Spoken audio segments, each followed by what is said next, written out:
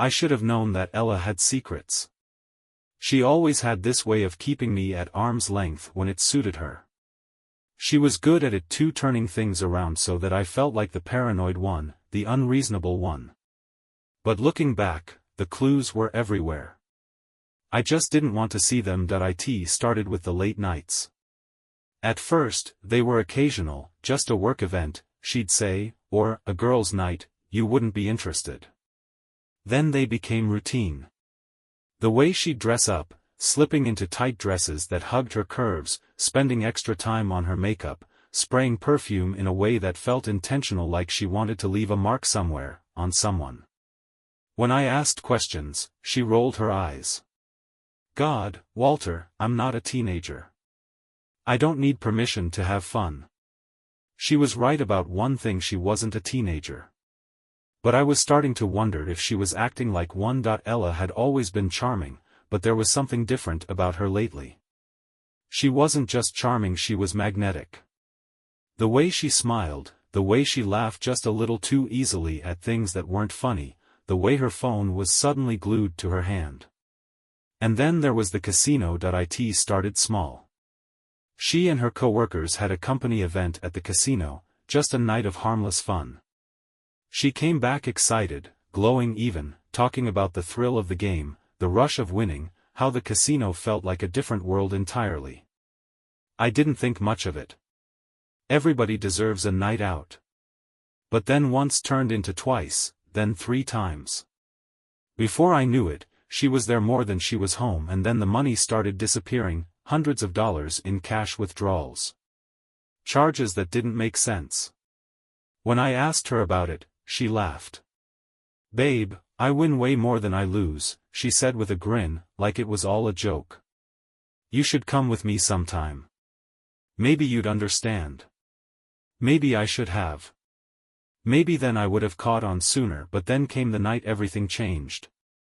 The night I realized that Ella wasn't just gambling with money, she was gambling with our marriage, and I was about to find out just how much she was willing to risk. The night it all started unraveling, I was supposed to be asleep. Ella had left hours ago, dressed to kill, claiming she was just meeting friends for a quick game and a few drinks. I wanted to believe her. I wanted to be the husband who trusted his wife, the man who didn't need to check up on her every move. But my gut was telling me something different. So I waited. I lay in bed, staring at the ceiling, pretending to be asleep when she left. But the second I heard the front door shut, I got up. I grabbed my keys, threw on a jacket, and made my way to the casino. It wasn't hard to find her. The casino was packed, the air thick with cigarette smoke and desperation. The sounds of spinning roulette wheels, chiming slot machines, and murmured conversations filled the space. But I wasn't here for any of that. I was here for Ella. And when I spotted her, she wasn't alone. She was draped over a man I had never seen before, her hand resting casually on his thigh like it belonged there. He was tall, well-dressed, probably in his mid-40s, with slicked back hair and the kind of confidence that came from having more money than morals. They were laughing, whispering in each other's ears, and when he leaned in, she didn't pull away. My stomach twisted. I wanted to be wrong. I wanted to believe that maybe, just maybe, this was innocent. That she had too much to drink, that it was just harmless flirting. But deep down, I knew better. I stepped closer, staying out of sight but listening, watching. "Don't worry, baby," the man murmured, his fingers tracing small circles on her bare shoulder. "Tonight's on me." Ella giggled, the sound light and playful. "You always know how to treat me right." Always. That word cut deeper than I expected. This wasn't new. This wasn't a one-time thing. How long had this been going on? How many nights had I spent at home, thinking she was just blowing off steam, while she was wrapped around another man, whispering sweet nothings and letting him pay for whatever she wanted? I clenched my fists. My pulse was hammering in my ears, and for a split second, I considered walking up to her right then and there, making a scene, forcing her to explain herself in front of everyone. But I stopped myself. No, I needed to be smart. I needed to know exactly what I was dealing with. So I waited. I watched. I let them think they were safe and then I followed them. Ella didn't come home that night, that I didn't sleep that night, that I sat in my car, gripping the steering wheel so hard my knuckles turned white, staring at the hotel across the street from the casino. That's where they went. Ella and the man. She clung to his arm, her body pressed against him like it was the most natural thing in the world. She wasn't just sneaking around. She wasn't just gambling. She was living another life, and I had just stumbled into it. She didn't even hesitate when they walked through those glass doors. No nervous glances over her shoulder, no guilt slowing her steps. She was comfortable. Confident. As if she had done this 100 times before, and maybe she had. That I sat there for hours, watching. Thinking. Trying to decide what to do. Should I storm in and catch her in the act? Should I wait for her to come home and pretend I knew nothing, just to see how much she would lie to my face? The weight of it all crushed me, pressing into my chest like a heavy stone. At 6 a.m., I finally drove home. I sat at the kitchen table, waiting, staring at the front door like it held all the answers. My mind replayed everything, every late night, every excuse, every time she told me I was overthinking things. And then, right as the clock struck 7, the door opened. Ella stepped inside like nothing had happened. She looked exhausted, but in that satisfied way, like she had spent the night indulging in something she shouldn't have. Her hair was tousled, her makeup slightly smudged. She still smelled of perfume, but underneath it, I could detect something else. Something familiar. Sex. She stopped when she saw me. Just for a second. A flicker of something crossed her face, surprise, maybe even guilt. But then it was gone, replaced with the same breezy confidence she always carried. "Hey," she said casually, tossing her purse onto the counter. "You're up early." I didn't answer. I just stared at her. She gave me a small smile, stretching like she had just come back from a long, exhausting shift. "I'm so tired. Last night was insane." She yawned. "We ended up playing all night. I can't believe how late it got." A lie. A bold, effortless lie, told with such ease it made my stomach turn that I swallowed the bile rising in my throat. "Where were you?" I asked, my voice calm. Too calm. She raised an eyebrow. "I told you. At the casino." I waited. Let the silence hang between us. Her eyes flickered, just for a moment, a hint of nervousness. But then she recovered. "What's with the interrogation, Walter?" she asked, forcing a chuckle. "I told you I'd be out late. I didn't think I needed permission." I wanted to scream. I wanted to grab her, shake her, force her to admit the truth. But instead, I leaned back in my chair and simply said, "I saw you." Her smile faltered.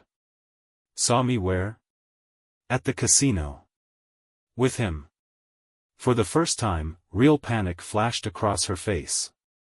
It was brief, so brief that if I hadn't been watching for it, I might have missed it. But it was there. The slightest widening of her eyes, the way her shoulders tensed just a little before she forced herself to relax. "I don't know what you're talking about," she said, laughing nervously. "You must be mistaken." Mistaken. She was still trying to bluff her way through this, still thinking she could talk her way out of it like she always did. I stood up slowly, walked over to her, and lowered my voice. "I followed you, Ella." That did it. The blood drained from her face, and for a split second, she looked like a trapped animal. But then, just as quickly, she recovered. She let out a breathy laugh, shaking her head. "Oh my God, Walter. Are you serious? You followed me? That's insane. That's, like, stalker behavior." She was turning it on me, trying to make me the villain in this. I clenched my jaw. "Don't do that. Don't act like I'm crazy when we both know what I saw." She sighed, rubbing her temples like she was the one dealing with a problem. "Look," she said, "I was with a friend. A coworker. He gave me a ride home. That's it." "A ride home?" I repeated, my voice sharp. Funny, because I saw you walk into a hotel with him." Silence. For the first time, she didn't have an immediate answer. She opened her mouth, then closed it, shifting her weight uncomfortably. "It's not what you think," she finally said. "It never is it?" She groaned, throwing her hands up. "Fine. You want the truth?" "I was drinking. I had too much, and he offered to let me crash in his room instead of driving home drunk." "Nothing happened, Walter." "Jesus, you always assume the worst." Another lie. A pathetic, desperate lie. I took a step closer, lowering my voice. "Then tell me, Ella, if nothing happened, why didn't you come home?" Her jaw tightened. "I just told you no. No more excuses." My hands were shaking. I know everything." Her face darkened. For a moment, I thought she was about to deny it again. But then, something shifted.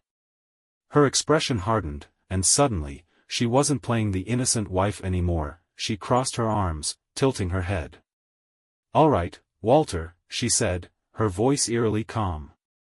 "Since you think you know everything, tell me. What exactly do you think happened?" She was daring me, challenging me, and that's when I realized she wasn't sorry, she wasn't even ashamed, she was just mad she got caught. That I stood there, staring at her, trying to understand how someone could be so heartless. She had no remorse, no guilt, no shame. Just irritation, as if I had inconvenienced her by catching her in her own deception. "What do I think happened?" I repeated, my voice steady. "I think you went to the casino, met up with your boyfriend, let him buy you drinks, and then let him take you upstairs." She scoffed, rolling her eyes. "Boyfriend? Are you serious? That's ridiculous, Walter. You sound insane." Insane, there it was again, her favorite tactic. Turn it back on me. Make me question myself. Make me feel like I was the one losing my grip on reality. That I wasn't falling for it this time. "You walked into a hotel with him," I said, my voice tightening. "You disappeared for the entire night. Don't stand there and tell me nothing happened." She sighed, shaking her head like she was dealing with a child. "You're being dramatic. I already told you I had too much to drink. He was just being a friend." "A friend." I let the words hang in the air, hollow and bitter. "Does this friend always touch you like that? Does he always whisper in your ear? Does he always let you rest your hand on his leg like you belong to him?" She flinched just slightly but recovered quickly. "It's not what you think," she repeated. "You're blowing this way out of proportion." I let out a hollow laugh, running a hand through my hair. "Out of proportion? Ella, you spent the night in a hotel with another man. How exactly am I supposed to see this?" She pressed her lips together, as if weighing her options. Then, after a long moment, she sighed. "Fine. You really want the truth?" I braced myself. I was bored, Walter. The words hit me harder than I expected. She crossed her arms, tilting her head. "Our marriage has been stale for a long time, and you know it. You don't take me out anymore. You don't make me feel special. So, yeah, I've been having fun. What's so wrong with that?" I felt like the floor had been ripped out from under me. "So that's your excuse? You were bored, so you decided to sleep with someone else?" She rolled her eyes. "God, you're so dramatic. It's not like I'm in love with him, Walter. It's just fun. No strings. No big deal." "No big deal." The words made me sick. She said it like it was nothing. Like our marriage was just another gamble, another thrill she could chase whenever she felt like it. That I clenched my jaw, trying to keep my anger in check. "And what about me?" I asked, my voice low. "Did you even think about how this would affect me? Did you care at all?" She scoffed. "Oh, don't act like some victim, Walter. You're not exactly a perfect husband.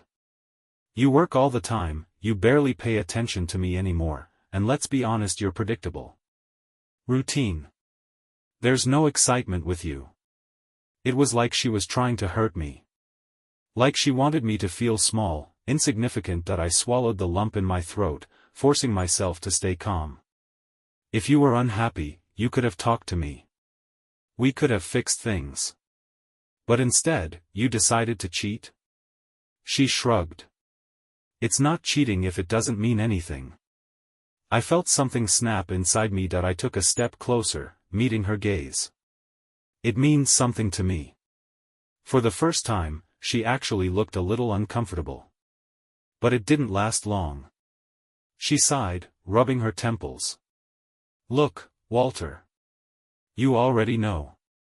So what now? You want me to beg for forgiveness? Cry and promise I'll never do it again? Because that's not happening. She was done pretending. She wasn't sorry. She wasn't ashamed, she just didn't care that I felt the weight of it settle in my chest.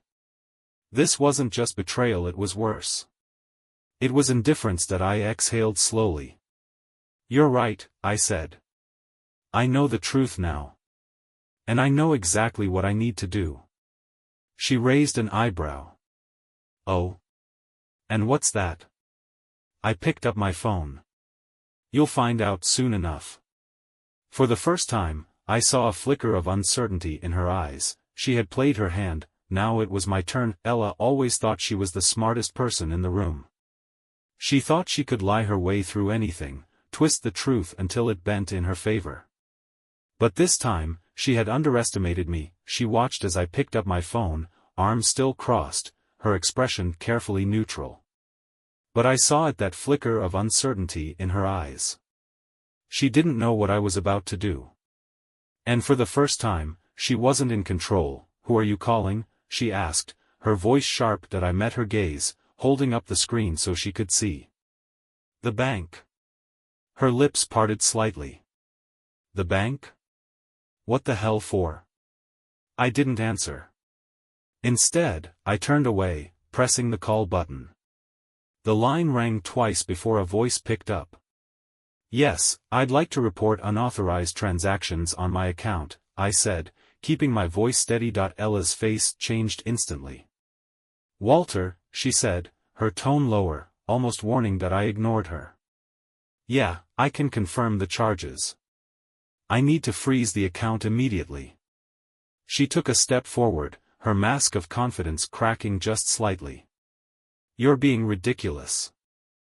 You don't need to do that. I glanced at her, my expression unreadable. Don't I? The bank rep continued talking, asking about specific withdrawals that I already knew weren't mine. Ella knew it too that I was cutting her off. She reached for my arm, but I stepped back. Walter, come on, she said, her voice softer now. You're overreacting. No, I said simply. I'm finally reacting the way I should have a long time ago. Her jaw tightened. So what? You freeze the accounts, and then what? You think that's going to change anything? No, I admitted. But it's going to change everything for you. She laughed short, breathy, and bitter. Oh, please. I make my own money. You think I need you? I gave her a knowing look. Do you? Because from what I saw last night, you've been relying on a friend to cover your expenses. That shut her up. She blinked, her lips pressing together. You don't know what you're talking about. I tilted my head. Don't I? She opened her mouth, then closed it. I could see her mind racing, trying to figure out the next move. Trying to regain control that I didn't give her the chance. I'm also calling a lawyer. That got her. The color drained from her face, just for a second. You're being dramatic, she tried again. Let's talk about this. Talk? I repeated, my voice cold. You had plenty of chances to talk, Ella. But you didn't. You lied. Over and over again. She rolled her eyes, but I could see the nerves creeping in. Look, I get it. You're hurt. But you don't need to do something you'll regret. I let out a humorless chuckle. You think I'll regret leaving a woman who doesn't respect me? Who doesn't even try to hide that she's sleeping with another man? She shifted uncomfortably, but her voice was still laced with defiance. Fine. You want to leave? Then leave. But don't act like you're some victim. You let our marriage get stale. You let this happen. I clenched my jaw. No, Ella. You let this happen. The room fell into silence. For the first time, she had nothing to say. I looked at her one last time, taking in the woman I had once loved, the woman who had just thrown it all away like it meant nothing. And then, without another word, I grabbed my keys and walked out the door. This time, I wasn't the one being left behind. I didn't look back as I walked out the door. I didn't need to. The silence behind me told me everything I needed to know. Ella wasn't chasing after me. She wasn't pleading, crying, or begging me to stay, because she never thought I'd actually leave. I got in my car, gripping the steering wheel as the weight of everything started sinking in. The lies, the betrayal, the months of deception, it all crashed over me like a tidal wave, suffocating, relentless. My hands were shaking, my mind spinning. I needed to clear my head, to get some kind of control over the situation before the anger swallowed me whole. I drove aimlessly for a while, my thoughts a storm of questions with no answers. How long had she been doing this? How many men had there been? Did she ever love me, or was I just a safety net, a reliable bet in a life where she craved constant thrills? Then, almost without realizing it, I found myself back at the casino, the place where it all started. I parked across the street, staring at the flashing neon lights, the revolving doors that had welcomed my wife so many nights while I sat at home, oblivious. A bitter taste filled my mouth. She had chosen this place over me. Chosen the rush, the games, the risks, and now, I was here to make sure she lost. I stepped inside, my heart pounding, my fists clenched. The air was thick with the scent of alcohol and desperation, the constant sound of slot machines and distant cheers making my skin crawl. I scanned the room, looking for him. The man she had thrown it all away for, and then I saw him, sitting at a high-stakes poker table, cool and composed, like he didn't have a care in the world. He was alone, no Ella draped over him this time, but that didn't matter. I had seen enough. I walked up, my presence unnoticed at first. But then I spoke. Good game last night? He looked up, surprised, and then his eyes narrowed as he recognized me. Excuse me? I leaned in slightly, lowering my voice. You know who I am. So let's not pretend. A slow smirk spread across his face. Ah. The husband. The way he said it, so casual, so smug, made my blood boil. I'd be careful, I said, keeping my tone even. You're betting with a woman who doesn't think twice about throwing people away when she's done with them. He chuckled, shaking his head. You're upset. I get it. But don't blame me for your wife's choices. I clenched my jaw. Oh, I'm not blaming you. I just hope you know what you're getting yourself into. He leaned back in his chair, studying me. And what exactly do you think I'm getting into? I smiled, but there was no humor in it. A losing game. He didn't respond. I stepped back, glancing around the casino one last time. This place had taken my wife from me. But I wasn't the one losing here, she was, and when the thrill wore off, when the games weren't enough to keep her satisfied, she'd realize it too. But by then, I'd be long gone. I walked out of the casino, feeling lighter than I had in months.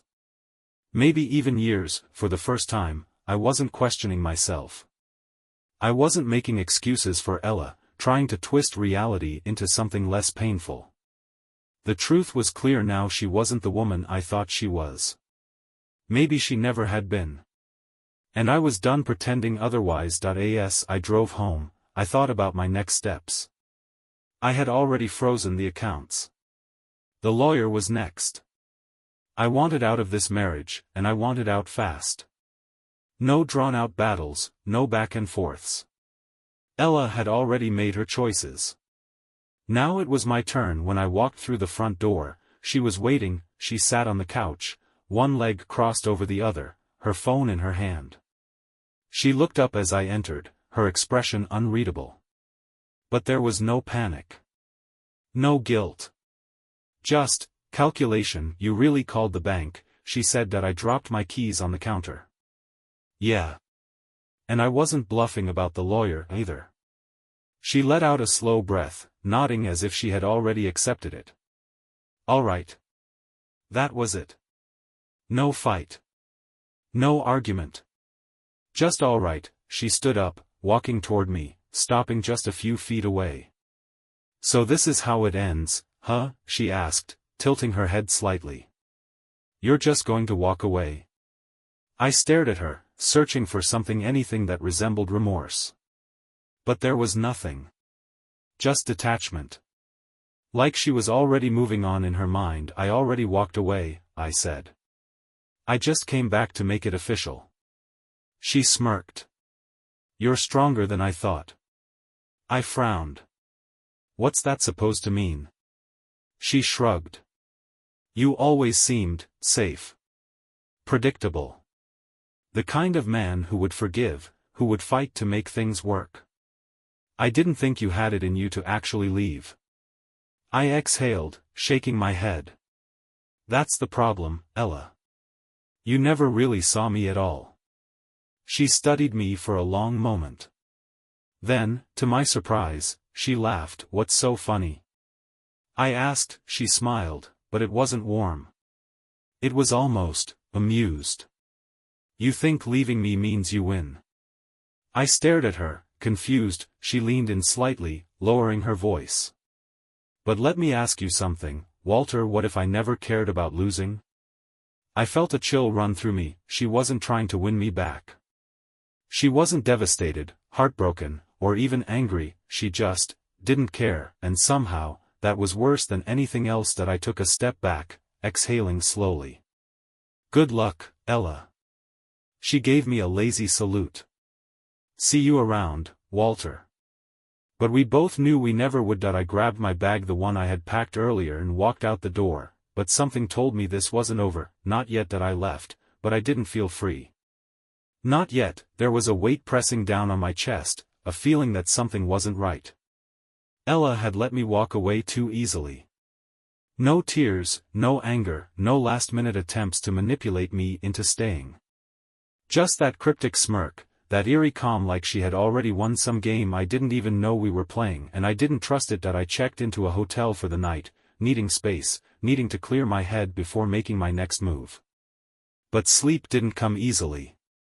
My mind kept circling back to Ella's last words. What if I never cared about losing? That wasn't just arrogance. That was a warning. The next morning, I called my lawyer. The sooner I could get the divorce moving, the better. I wanted my name off of everything tied to her, our accounts, our house, our life. The lawyer assured me they'd start immediately, but I wasn't naive. This wouldn't be smooth, and I was right. By noon, my phone was blowing up. The first call was from my bank. Mr. Harding, there have been some unusual activities on your account. Did you authorize a large withdrawal this morning? My stomach dropped. How much? $10,000. I gripped my phone tighter. No, I didn't authorize that. My account should be frozen. The banker hesitated. It was withdrawn before the freeze request was processed. My mind raced. Ella. She must have known I'd cut her off. She had beaten me to it. That I barely had time to process that before another call came in, this time from my lawyer. Walter, we've got a problem. Of course we do, I muttered. What now? He sighed. Ella's already filed for divorce. And she's making demands. I blinked. She filed first? She's claiming she's entitled to alimony and half of your assets. I let out a bitter laugh. You've got to be kidding me. She cheats on me, drains my accounts, and now she wants me to pay her? Unfortunately, she's playing this smart. Since she filed first, she's already trying to spin the story. She's painting you as controlling, financially abusive. I clenched my jaw. Abusive? That's insane. Welcome to divorce court, he said dryly. She's making it ugly right out of the gate. You need to prepare for a fight. I could feel the rage boiling under my skin. Ella wasn't just walking away. She was making sure I suffered for it. This wasn't over, she wasn't done gambling with my life, but this time, I wasn't going to play by her rules. That I should have seen this coming. Ella never played fair. She never lost without a fight, and she certainly wasn't going to let me walk away without making me pay for it, but what infuriated me the most was how calculated it all was. She must have known I'd leave. She must have known I'd go straight to the bank and the lawyer. That's why she filed first, why she drained the account before I could freeze it. She wasn't some reckless woman making bad choices. She was a snake, slithering just ahead of every move I made, ensuring that no matter what I did, she stayed one step ahead. But not anymore. That I wasn't going to be another one of her losses. That didn't matter. That I sat across from my lawyer, my hands gripping the arms of the chair. How do we fight this? He sighed, flipping through the documents Ella had filed. She's claiming financial mistreatment. That you controlled the money, cut her off, tried to leave her with nothing. I almost laughed. I cut her off because she was cheating on me. She was bleeding me dry at the casino. My lawyer nodded. I believe you. But proving it? That's the challenge. On paper, she looks like the victim. She's claiming she only started gambling because she felt neglected in the marriage, and she's playing up the angle that you were unsupportive of her social life. I scoffed.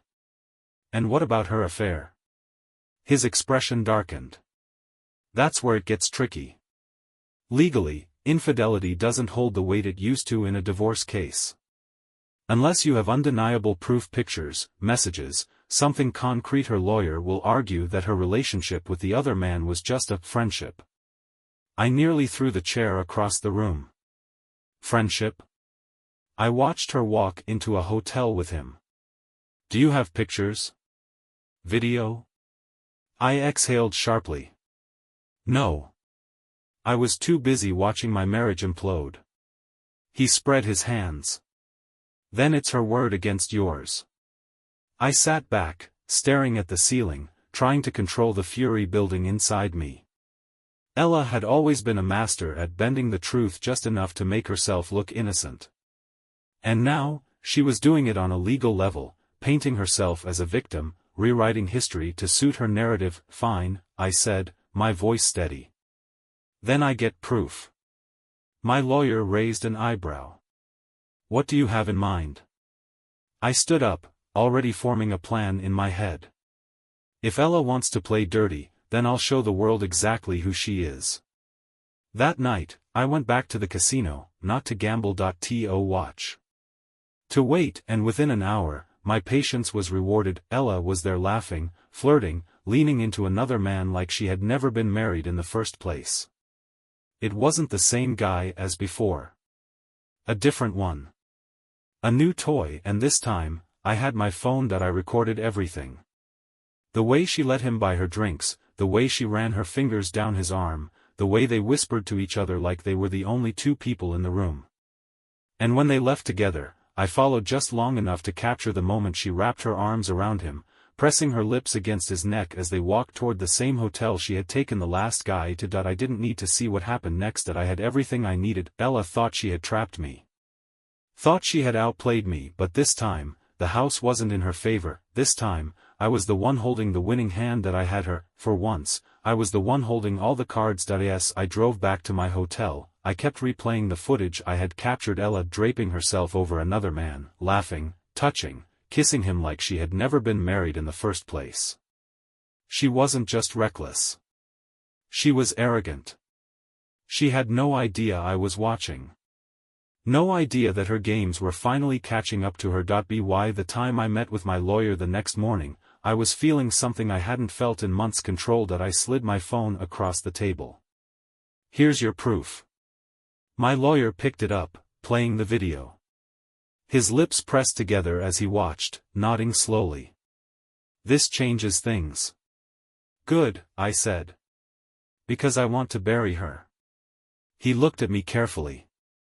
This will give us leverage, but we need to be smart about how we use it. I crossed my arms. What are my options? He exhaled. First, we can use this to dispute her claims about financial mistreatment. If we prove she's been lying about being neglected, it weakens her case for alimony. Judges don't like liars. And the second option? He leaned forward. We go for full exposure. If she wants to play dirty, we make sure everyone including the court sees the truth. Friends, family, even her lawyer. We let them all see what she's really been doing. I thought about it. The old me, the version of myself that still cared, might have hesitated. Might have worried about hurting her reputation. But that version of me had died the second I watched her walk into that hotel with another man. Do it, I said. That my lawyer nodded. It won't be pretty. I don't care. And I didn't. For once, I was the one making the moves. That evening, I sent the video to Ella. No message. No explanation. Just the footage of her own betrayal playing back at her. It took exactly 3 minutes for my phone to ring. I let it go to voicemail. Then came the texts. Ella, Walter, we need to talk. Ella, where did you get that? Ella, it's not what you think. I swear that I smirked.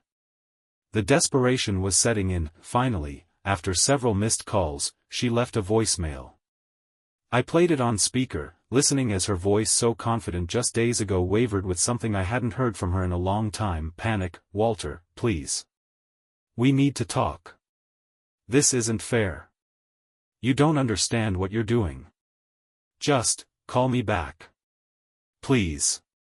I didn't call her back. Instead, I forwarded the video to my lawyer and went to sleep. For the first time in months, I slept soundly. Ella's luck had finally run out. Ella wasn't used to losing. By morning, my phone was flooded with messages. Ella, Walter, we need to fix this. Ella, you don't have to do this. Ella, let's talk, please. Ella, you're making a huge mistake. The only mistake I had made was trusting her. I ignored her messages and met with my lawyer again. He was already preparing to file a motion to challenge her financial claims. The video spoke for itself.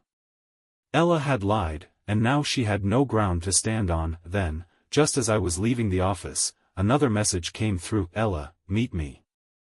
Just once. No lawyers. Just us. I stared at the screen, debating. She was desperate. Which meant she was scared, and for the first time, I was the one in control. I texted back 2 words, where and when. Ella chose a quiet cafe, not the casino, not our house, just neutral ground. That told me one thing: she wasn't here to fight. She was here to beg. When I walked in, she was already waiting, stirring a cup of coffee she had no intention of drinking. Her makeup was lighter than usual, her expression carefully composed. But I saw it, the tension in her shoulders, the way her fingers tapped against the table. She was unraveling. I sat down without a word. She exhaled slowly. Walter, we don't have to do this. I leaned back. Do what? This war. The lawyers. The public humiliation. She looked at me with something that almost resembled sincerity. We can end this quietly. I'll drop my claims if you just— No, she blinked. No? I leaned in slightly. You don't get to decide how this ends, Ella. You lost that right when you cheated. When you lied.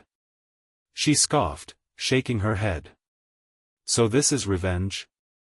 I smirked. No. This is justice. She clenched her jaw.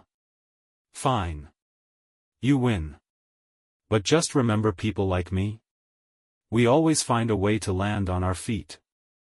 I stood up, tossing a few bills on the table. Let's hope you land somewhere far from me. And with that, I walked away, leaving her with nothing but the consequences of her own choices. I thought that was the end. I was wrong. The next morning, my lawyer called. She's withdrawing her alimony claim. I raised an eyebrow. Just like that? There's more, he continued. She's moving out of the house today. No fight, no demands. Ella wasn't surrendering. She was retreating. Later that night, I got one last message from her. Ella, you think you've won, but you'll always wonder if I let you. I deleted it without replying that I wasn't wondering anything. She lost, Ella was gone. Just like that. No dramatic exit, no final tricks, just silence. The house felt different without her, lighter somehow. I had expected to feel grief, regret, something, but all I felt was relief. The divorce was finalized quickly. Without her fighting for alimony, the process was smooth. She didn't even show up to the final hearing. Then, one night, I passed by the casino. Out of curiosity, I stepped inside, and there she was at the poker table, laughing, leaning into another man, like nothing had ever happened. I watched for a moment, then turned and walked away. She could keep playing her games. I was done. Life after Ella was quiet. Peaceful. Free. Then, one evening, I got a message. Ella's in trouble. Casino debts. Owes the wrong people. I hesitated. For a second. Then I called someone who knew the casino world. She's burned every bridge, he said. She's out of luck. I exhaled, staring at my phone. Then I deleted every message. Ella had spent her life gambling, believing she could beat the odds, but in the end, the house always wins, and this time, I was finally free. Weeks passed. Ella never reached out. Not once. Then, one night, I heard a knock at my door. Slow. Hesitant. I opened it. Ella stood there. She looked different. Tired. Hollow. The confidence, the arrogance, it was gone. She wasn't dressed for a night out. No jewelry, no designer bags. Just a woman who had lost everything.